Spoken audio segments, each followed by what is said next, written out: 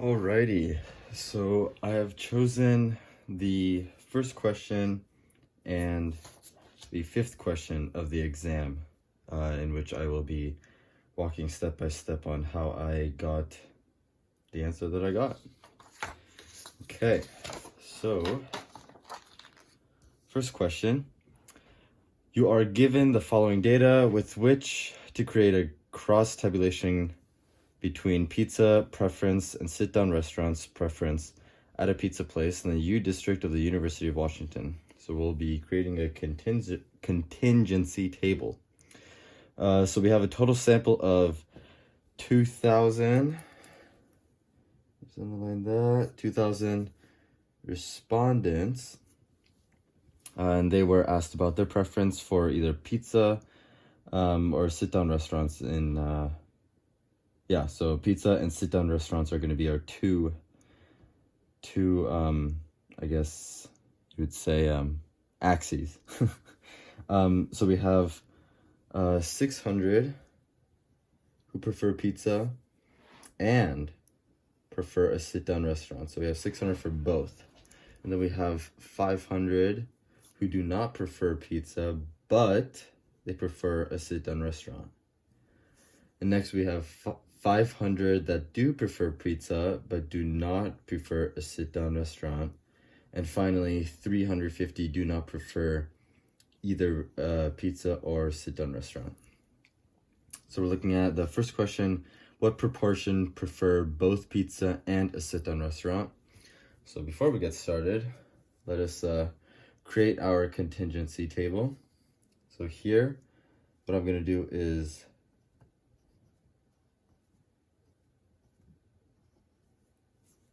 pizza so pizza preference, and we'll have column for yes, and we will have a column for no, and then a total of the rows. And of the rows, we're going to do sit down,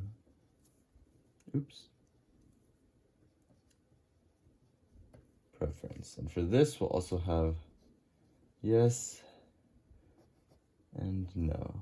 I'll make a little okay.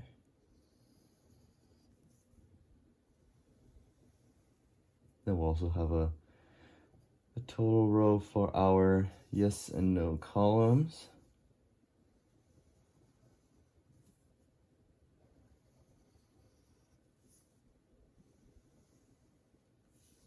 Okay.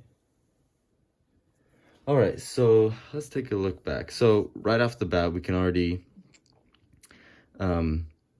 be certain that we will have a sample of 2,000 respondents.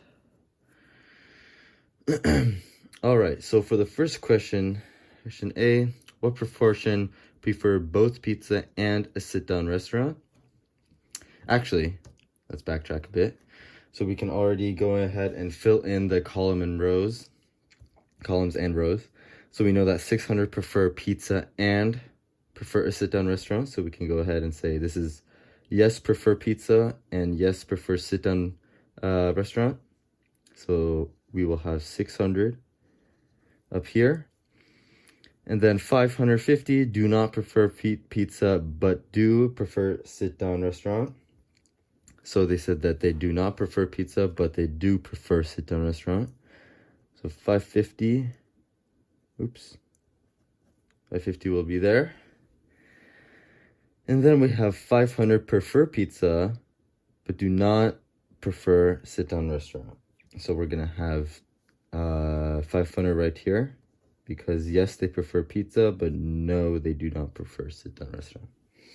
And then finally, we have 350 that do not prefer either pizza or sit-down.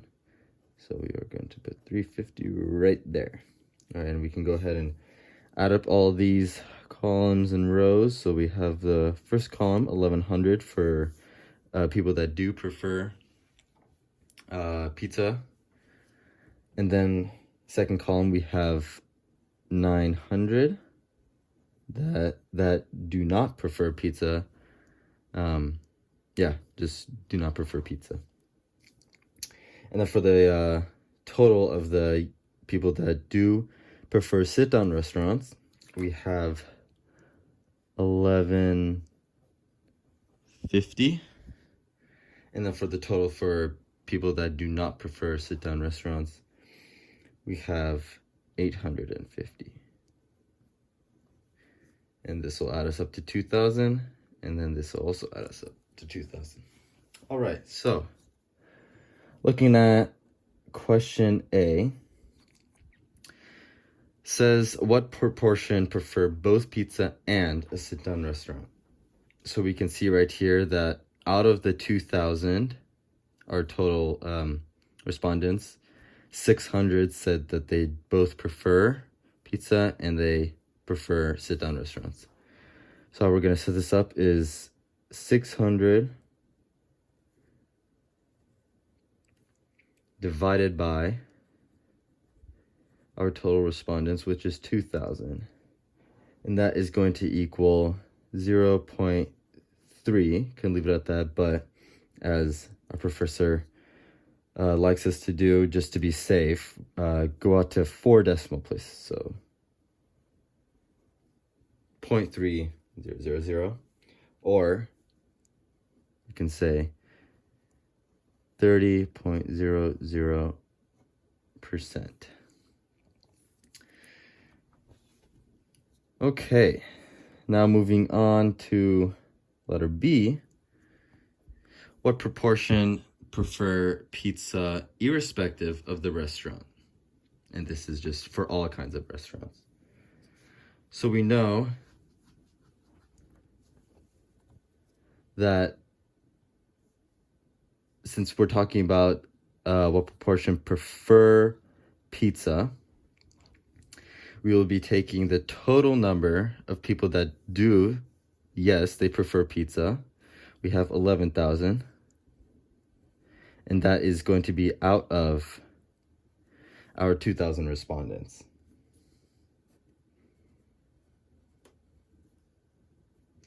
After we do our calculations, we get 0.5500, just to be safe.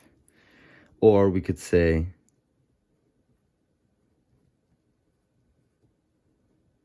55% prefer pizza irrespective of the restaurant. Moving forward to letter C, it's asking, among those who prefer pizza, what proportion prefers sit-down restaurants? So out of the people that do prefer pizza, we have 600 that prefer pizza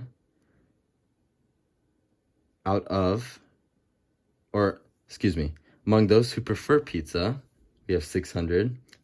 What proportion prefer sit-down restaurants? So we have 600 here, and out of those, this is the total of people that prefer sit-down pizza. 600 prefer sit-down restaurants. Since we're going to be finding out what proportion prefers sit-down restaurants. So we have 600.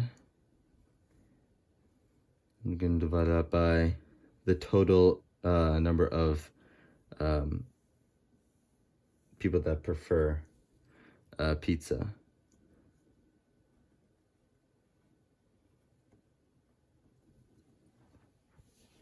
After our calculations, we get 0.5455, or we could say 54.55%.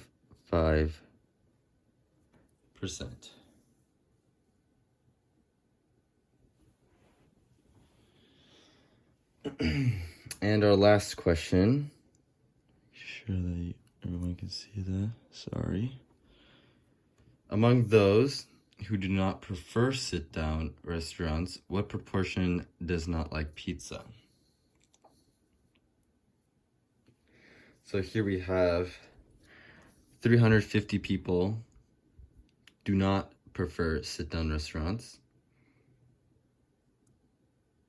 We're going to take this number and divide it by the total number of people that have responded for no for sit-down restaurants. So we are going to take our 350 people that said no for both pizza and sit-down and divide it by our number of people that responded for no, people that did not prefer sit-down restaurants. So after using technology, we have 0.4118, or we could say 41.18%. And that's everything for question 1. So we're going to use the probability distribution for a discrete variable to answer the following questions. We have the probability 0.4, 0.3, 0.2, and 0.1, and we are given our x values and our y values. For x values, we have 80, 70, 60, 50. And for y's, we have 60, 90, 120, and 150. And so what we're going to do first for question A, we're going to want to find the expected value of x. And basically what expected value means is basically we're just going to find the mean of our x values. And how we do this is by taking our given probability and multiplying that by our x values. And we're going to do that for each x values. So 0.4 times 80, 0.3 times 70, 0.2 times 60, and 0.1 times 50. So here's our expected value or mean for our x values. And then it also wants us to find out the expected value expected value for our y values. So we're going to do exactly what we did for our x values. And there we have our expected values for both e of x and e of y. And for the second part of this question, question B, we're going to want to find the standard deviation of x and the standard deviation of y. So before we can find out what our standard deviation of both these values are, we are going to take the difference between the mean, or our d-bombs, of both x values and y values. So how we do that is we take our x values, 80, 70, 60, and 50, and we subtract the mean of our x values from the x values. So I'm just going to write d-bomb of x. Here we go.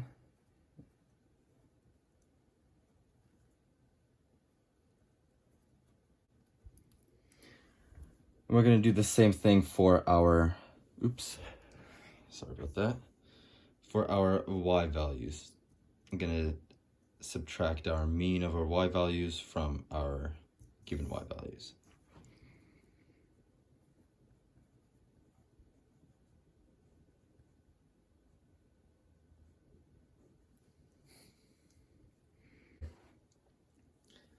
Now that we have our d-bombs of both our x and y values, we're going to want to take the squares of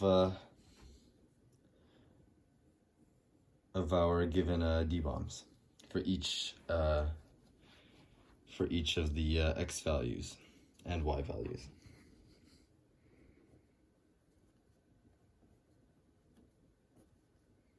And by doing that, we are going to just simply square each value that we have gotten. And the reason why we do this is to get rid of any negatives that we have. So we have, for the x values, we have -10 and -20, and for our y values, we have -30. Okay, now that we have our squares, we're gonna want to find the squares of our probability of occurrences. And basically, how we do that is simply by multiplying our squares that we got from our d-bombs by our given probability. So we're going to go 100 times 0.4, 0 times 0.3, and so on and so forth. Now that we have our squares of our probability of occurrences, we're going to want to add them up. We have 100 for our x and 900 for our y. So our next step is actually, we're going to actually find the standard deviation for both x and y values. So we have 100 and 900. And how we get the standard deviation is by taking the square root of our sums. So we have here standard deviation of our x, we're going to have 10. And our standard deviation of our y, we're going to have 30. So we can say that our standard deviation of both x and y is 10 and 30. All right, and our last step, we're gonna want to find out what e of x plus y is. And basically, what we're gonna do is e of x plus y is basically, what this is saying is the expected value of x plus the expected value of y. And we found both of those up here. We have 70 for our expected value of x, and we have 90 for our expected value of y. We just plug those right in, and we get 160.